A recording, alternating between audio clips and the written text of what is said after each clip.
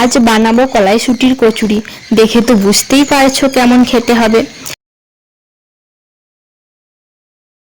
কলাইশুঁটিগুলো প্রথম ছাড়িয়ে নিচ্ছি। আদা আর কাঁচা লঙ্কা দিয়ে ভালো করে পেস্ট করে নিয়েছি। এবারে কড়াইয়ে তেল দিয়ে পেস্ট করা কলাইশুঁটিগুলো দিলাম, নুন জিরে গুঁড়ো দিলাম, ভালো করে শুকনো করে নামিয়ে নিলাম। এবার ময়দা দিলাম, কালো জিরে, মৌরি, নুন, অল্প চিনি, গুঁড়ো দুধ দিয়ে মিশিয়ে নিচ্ছি। দিয়ে ময়ান দিয়ে গরম জল দিয়ে ভালো করে মেখে নিলাম। অল্প তেল মাখিয়ে ঢাকা দিয়ে 10 মিনিট রেখে দিলাম। তারপরে লেচি কেটে নিলাম।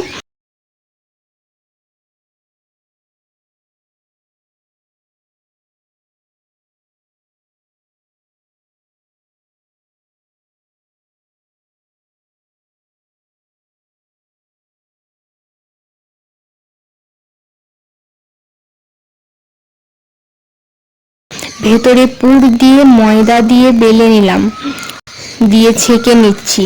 তোমরাও বাড়িতে এভাবে একবার বানিয়ে দেখো। আমার চ্যানেলটা সাবস্ক্রাইব করো, লাইক করো, কমেন্ট করো, ফলো করো সবাই।